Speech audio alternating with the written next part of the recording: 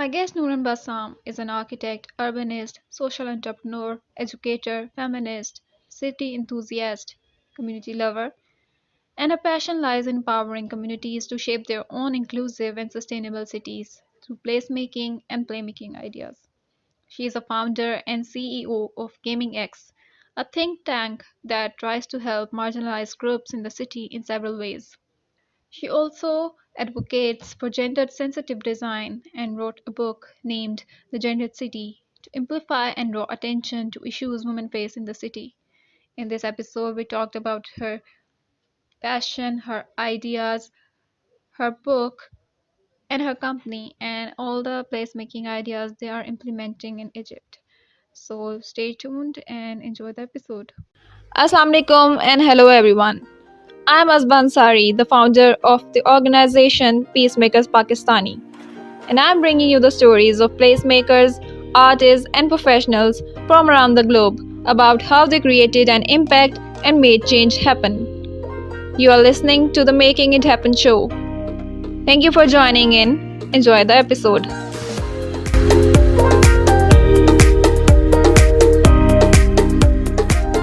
Hi Nourhan, thank you so much for joining me today. I'm so happy to see you. You have such a lovely smile. Oh my god. I just wanted to mention that. Thank you so much for joining me. How are you and where you are?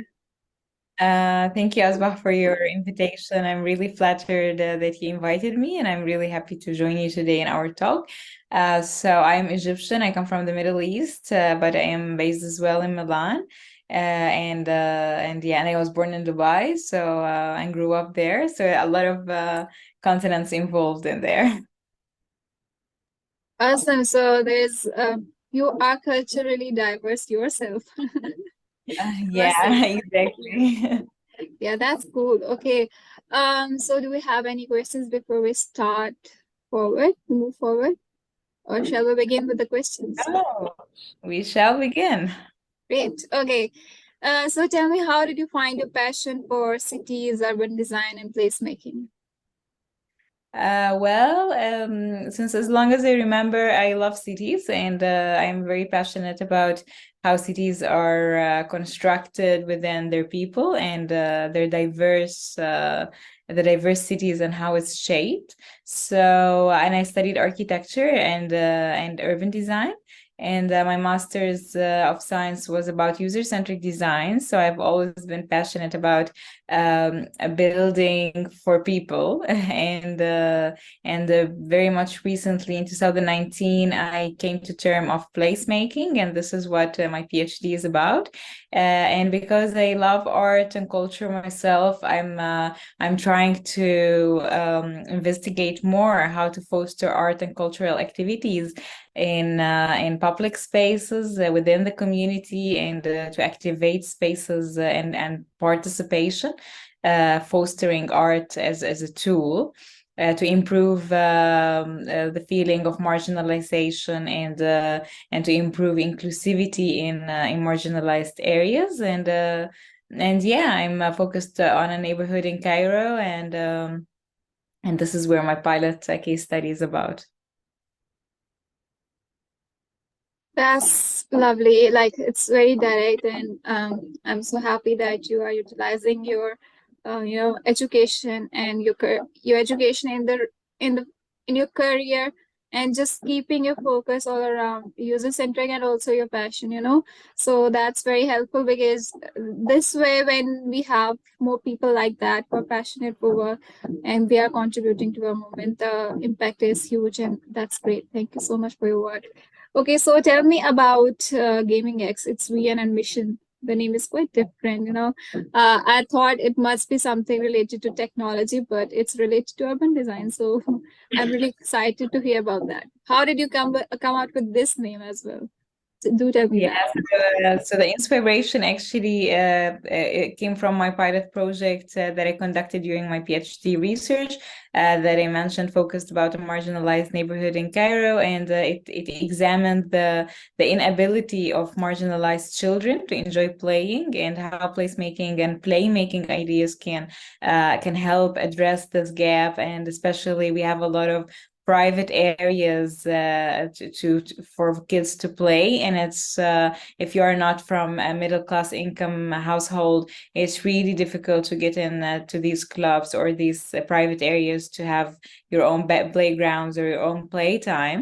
And so it was fostering a tool of like how to activate abandoned urban spaces for kids and for children to play. And it's really called Along the Line, and it's really this flexible prototypes of like a playground for diverse children. So I was like game in the places, and how as well it can be applied into different places and cities and contexts. So actually it's like this flexible framework. So it's X in like in any place, and it's gaming. So it's about activating places and game in the places. And it sounds technological a bit, but it's about as well like a catchy feeling of the place, how it can involve play and dance and activation overall for marginalized children, not only children but as well for all of us. We all love to play, and and this is like a common trait. So yeah, it works about and it's how it's developed. It started like a research, a think tank, and to understand the needs and experiences of different marginalized children and people in different contexts. And this is the pilot study I conducted, and now it's hopefully about more advocacy and capacity building to some local communities, and how to use the tools of placemaking, whether it's lighter, quicker, cheaper, or like small grassroots to work from there. And because we don't have this let's say municipal or like a certain plan to like activate places and focus on placemaking, unfortunately it's more infrastructural core centric actually way of urbanization. So yeah, it's the small as well advocacy and connection of like small initiatives that is trying to activate places. Great. Okay. So yeah, it's catchy. Definitely it is. And the vision is very strong.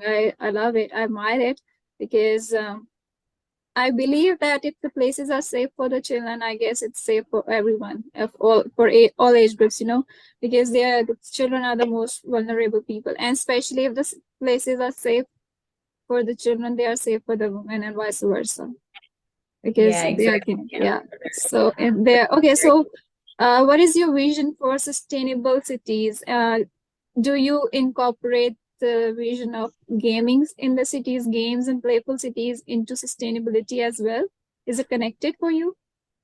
Yeah, for me, I think social relationships are really important, and it's for me it's an important factor for sustainability and for resilient community and fostering social equity by actually like many methods, like from affordable housing to access to education to economic opportunities in cities. It's really vital and necessary for the social equity. And when we reach the social equity, I think it's like a really important factor in sustainability. So it's shaping like the social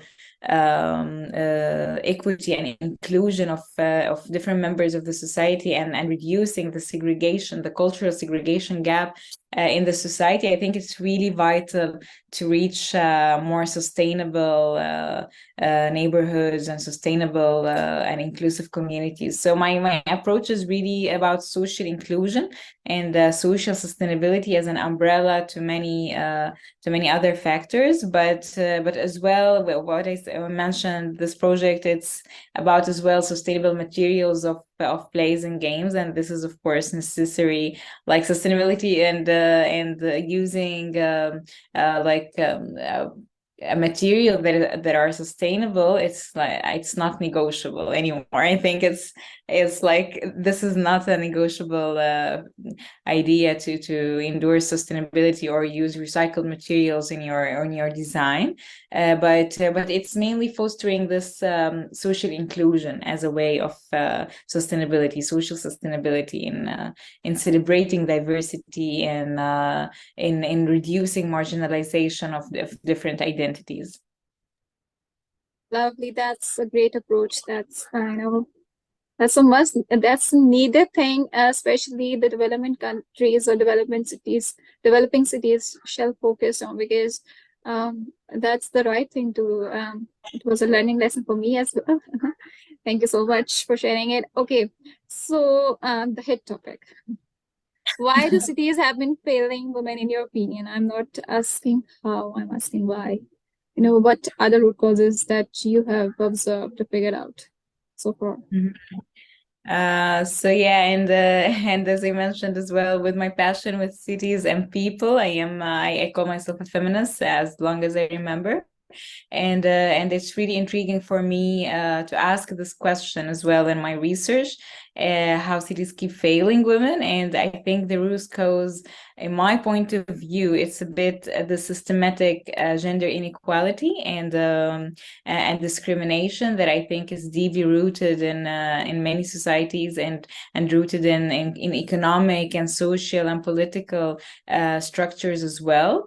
So from my readings about history as well, how historically cities have been designed and managed by and for men, and women's perspectives for too long have been not met or not considered and overlooked.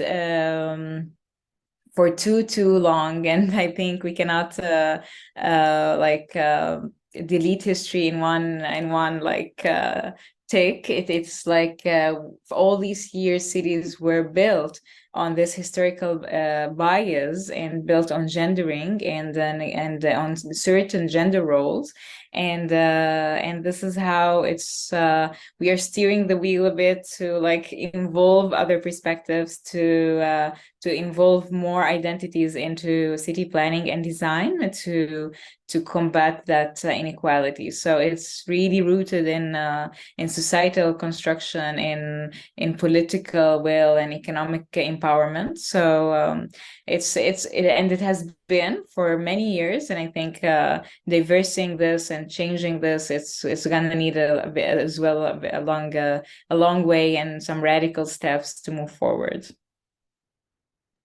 Yes, exactly. It's rooted in the mindsets, the cultural systems, and the thinking pattern has been rooted not only in the men, in the women as well. So we have to break the cycles, and women have to come forward and realize their rights and their duties as well. Very true. Okay. What were the challenges that you faced as a girl or a woman in your city, if you are comfortable in sharing that? Well, yeah, actually, calling yourself a feminist is it's not easy, and I thought it's only maybe in Middle Eastern societies or some parts of the world, but the fact is it's everywhere. It's a bit stigmatizing to call yourself this.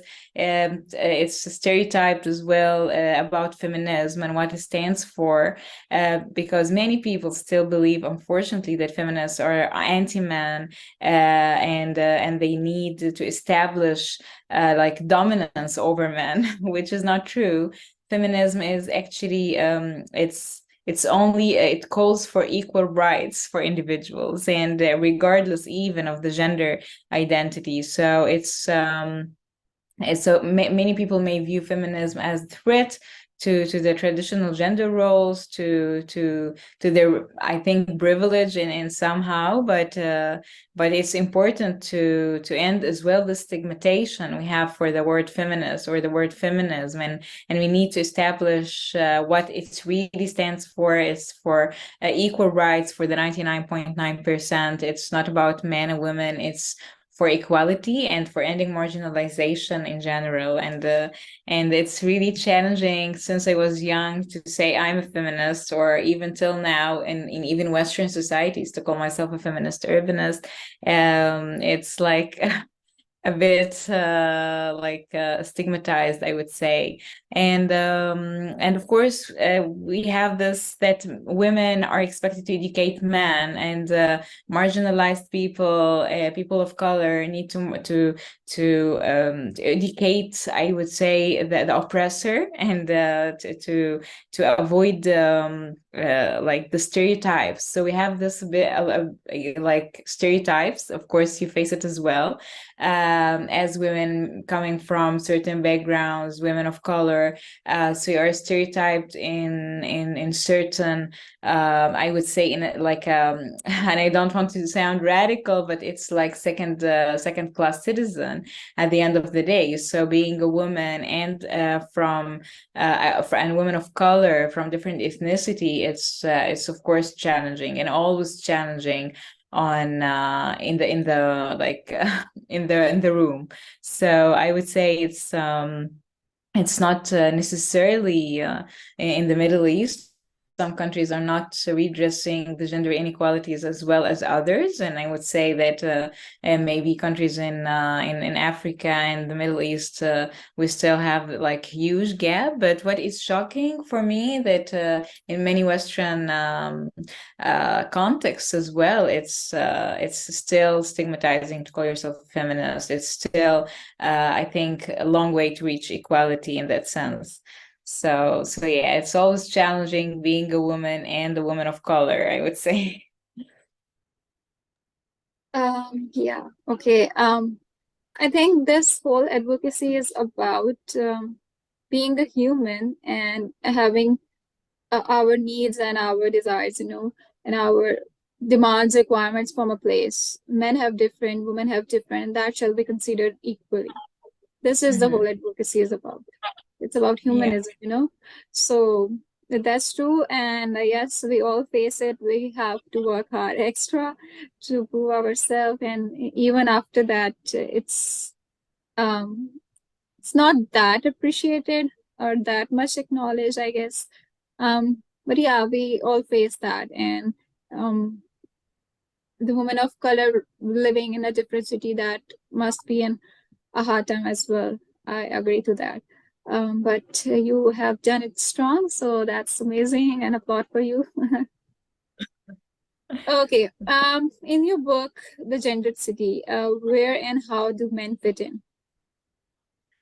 Well, I would also say, because, as I said, feminism is for everyone, and men actually play an important role in feminism as allies and advocates for gender equality and social justice. So, feminism is often associated that it's in the advancements of women's rights. It will take from men's rights. So it's not a pie that everyone is eating from. It's only like equal representation, equal rights, equal equality. So men can support feminism actually by recognizing the challenges, by as well, when you own work, you can as well challenge the gender norms, reduce the pay gaps. You can tell, and I always say this, you can tell your colleague, your equal colleague, a female colleague, how much your salary is, so she can know that there is a gap between the salaries of men and women in the company. So yeah, it's men can actually support feminism by amplifying the voices and experiences of women, choosing for equal representation between men and women, and in different positions. Actually, if you are a decision maker, if you are, as I said, owning a business, if you are designing cities, you can make sure that everyone is represented, and there is a diverse, and not overlooking people's needs in general, and yeah, and to challenge the gender norms. To If you're like a husband, you can know that caregiving, care work, it's not necessarily women's job to do. So actually, a man from all positions can always choose for equality and can advocate for equality. So yeah, and in the book, it's actually when because I have a chapter, it's about how to depart from gender cities, and it really tackles decision makers and policy makers that they can always, like, if you're a researcher, you gather sex desegregated data, you see how women to incorporate women voices in your designs, and if you are someone in the municipality as well, you can always choose equal representation of different types of people, gender identities, and marginalized people. So it's really this choosing for equality overall. It's what men and women can do, and everyone from their positions. So yeah, I think we need to know that and to establish that feminism is not against men. It's not man hating. It's about equality and equal rights, and yeah, you can do it wherever you are in wherever your position in the society is. Yes, I agree, and I'm so happy to know that you are supporting the right type of feminism because I've seen a lot. I've seen few people, a few women, advocating in a manner that is offensive or that suggests a wrong meaning of feminism. They get extreme and they get selfish for their own self and ignoring everyone around, especially the men, because of their anger or trauma or something like that. That lacks or that creates offensiveness towards the term and towards the movement as well. So this is the reason why we needed to discuss it, and we needed clear intentions of the book and on the topic that is being discussed around. So thank you so much for sharing about that. Okay, so lastly, what are the challenges and opportunities that you face in terms of placemaking in Egypt, and what are your placemaking goals over there? Well, it's because maybe I think the most challenging thing, as I mentioned, it's not like an agenda that the whole, like, the government is following. So the agenda is more about building more infrastructural, maybe more car-centric agenda in that sense. But we have a lot of urbanists and architects who are believing in the power of public participation, and they are doing amazing work in their context, to be honest, from and not only in Cairo and different cities as well. It's a bit we have, because there are no real funding from the government towards placemaking project, and I think this is something you can face in many contexts around the world. So we have this a bit lack of resources, and of course, it's always tricky in some contexts to get people to actively participate and to have this community participation. So it's a bit new as well, and like, people can doubt and may doubt. But when this grassroots I was working with and on my pilot project, they went to all the people in the neighborhood, like the houses, churches, mosques, schools, and to get everyone in the participation activation mode. Of course, people face challenges, but some changes happening, and a lot of events now are happening in that park, and many participation from all sectors of the community actually were participating. And this is why the after all of this hardships of getting people to participate, you can at the end of the day as well be happy when you see the result of the place being activated and activated by the community. So I think that the opportunities that we are a very big country, and we have many places to be activated. So this is an opportunity, and as well cultural heritage sites, and many projects as well working on activating maybe the pyramids area, some heritage sites that are a bit very big and abandoned for too long. So these are like many opportunities to see these spaces being activated by arts and culture, by people, by being like more pedestrianized in central Cairo. And there is a movement as well to make a more pedestrian friendly network, and even cycling network in the center city. So all of these are like bright sides, of course, but it we always like have this it's all advocacy of the grassroots, and like small initiatives a bit, and hopefully it can be embodied in like the bigger picture frame, and it can be more like established in the agenda, I would say. So yeah. Definitely, it's great to know that there's lot of things are happening already, and it's going great. And this can be, source of inspiration for other cities, other countries as well, especially the developing countries, because definitely the grassroots small initiatives are definitely the right way to bring a collective change in any country or in any city. Great. Okay, so these were the questions that were exclusive for you. Now we shall move to the question that I ask everyone. It's the rapid fire sort of questions. Okay, so Nourhan, tell me what inspires you, what drives you, what keeps you focused on the work that you do. I think when I'm combining my passion in feminism and equality, and my profession as an urbanist and a placemaker, I think it's great working with your passion, and it really motivates me and keeps me going, even in the really down days, and I think.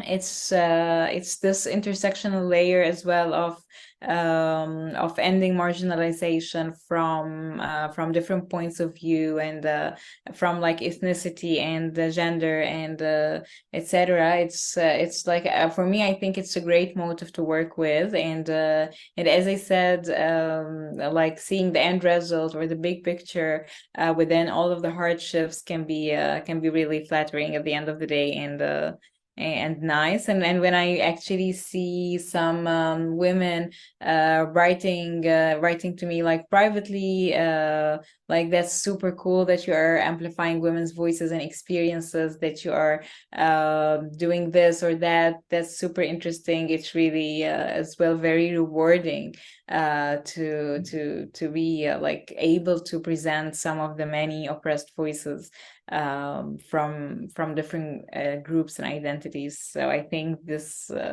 keeps me motivated, and my love for cities and my love for people as well. Awesome. So you're living a life of purpose. That's so sweet, That's very inspiring. Great. Okay, so would you like to share any proud moment of your work life? You have mentioned that people reach out and you makes you happy, but anything else or any story specific? Uh, yeah, as well in my project, like with people from marginalized communities or neighborhood, low income neighborhood, that was previously neglected, or they for too long they don't have representation or a place to go and play, and have some workshops done. And we had like this drum circles, the clown going and like doing stuff, and kids being like giggling and happy about it. This is as well really happy to see that unprivileged kids and unprivileged people as can still enjoy the cities and enjoy their neighborhood, and have like represent some kind of representation. And I think most placemakers see this like the happiness of people in the space is really flattering, and happy to see this. So it's always like a proud moment to be able to see this happening, and yeah. That's sweet. Okay, so would you like to share any down moment or the struggling moment of your work life? Well, as I said, when I'm abroad or in I'm constantly confronted as well with the narratives and stereotypes, and uh, Arab can be seen as this one monolithic group. Despite the many differences that we have, it's like there is a certain stereotype, and necessarily it would be a negative one a bit. So. Of course, like harmful stereotypes is a way that that's really oppressing and depressing for me. And like, where are you from? This is like a long story that I have to say as well and to explain myself. And I sometimes think it's really stupid to get people uh, certified behind their passport, or what are they, the passport they are holding. And I see it a bit discriminatory in that sense. So I love where am I from, what made me who I am. But then it's like it's a way I think people use it to stereotype, or like to class people within their own stereotypes. So yeah, I think this is mostly depressing. And as well, I think we have seen a lot of mansplaining, men who are really always explaining things that they know better, or and this is thing as well, we as women face a lot, so that a man starts to explain things. Maybe you are a more expert than them in that sense, but this is the mansplaining happening. So yeah, these are a bit these stereotypes and these oppressors can be sometimes depressing. Yeah. Yeah, this it's like more of an emotional struggle than of a physical struggle, right? For women, I Well, think we do face it, and yes, you are right about the passport. Like people see the name of the country and they think, okay, we should label them, which is wrong, definitely, which is wrong. Okay, do you have any placemaking batra that you remember when you work or something, or any quote that you love? well, I because Jane Jacobs is the one who like, when I read Jane Jacobs' book in 2018, I started like, oh, this is placemaking, and this is like made me aware of the movement and the terminology, and as well shifted a bit from user-centric design in like smaller scale to user-centric design in bigger scale. So I love this quote of Jane Jacobs, that cities have capability of providing something for everyone only because and only when that they are created by everybody.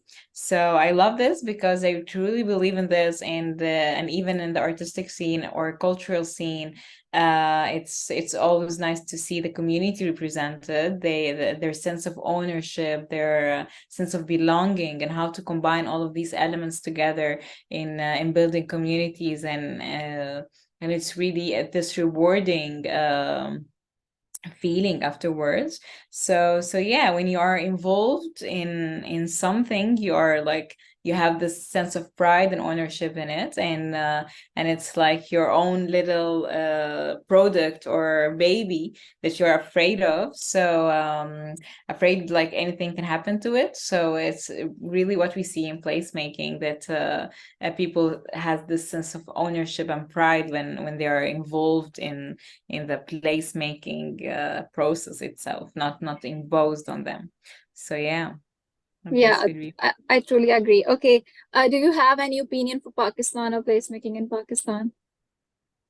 Well, I see that you are doing some great efforts, and I really love that you are initiating what you are doing, and in a context. And I hate stereotypes, as I said. And I've never been to Pakistan, so well, I'm not gonna like have my own stereotype about the city, or like assume things without knowing. But I think for like the women's um situation, I would say, wouldn't be the perfect situation for women, and maybe like it would be a country that's not redressing the gender inequality in the way we would love to. But I think I wouldn't, as I said, like pass a judgment without really knowing. But I think gender equality overall needs a lot of work in the area, and I think Pakistan too. Yeah, definitely. A lot of people, a lot of women here are also advocating for that. So that's true. I agree to that. And I'm glad that we have you as participant or as an advocate as well. So um, I think we can do some work in the future, some collaboration or some project as well. So looking forward to that. Okay, lastly, do you have any suggestion or any advice for the young professionals who are joining in, especially the placemakers or for anyone youngster? Yeah, well, I love this that you didn't choose your birthplace or skin color, birth parents, birth gender or language, name, city, but you can always choose for being respectful and helpful and kind and generous, and you can always choose for equality, and you can as well can always empower the diverse voices or the voices that are not heard. Like I would say, the women who didn't make it, they're still there fighting for their basic education need or like health needs, and you can always choose for creating opportunities for these people from that weren't as privileged. And I would say that we always have to question our privilege if we want to move like to more egalitarian and inclusive societies overall. So I think it's for everyone, not only urbanists, but we need to be aware that these we didn't choose, and but we can always choose for empowering the unprivileged voices. That's very that's a very kind and very thoughtful statement, advice, because that's very needed as well. Thank you so much, Nourhan, for your time, for your valuable insights. I really appreciate them. It was, an insightful session with you, and I look forward to working with you in the future as well. Thank you so much for joining me. I wish you good luck for your PhD and for all your projects in the future. Thank Thank you, you, Asma, and take really care. for the reach out and for the amazing work you're doing as a Pakistani. And I truly love to see many of your work and your future amazing work you're doing. Thank you. Thank you. Take care, and we shall connect soon. Bye bye. Yeah, see you soon. Bye bye.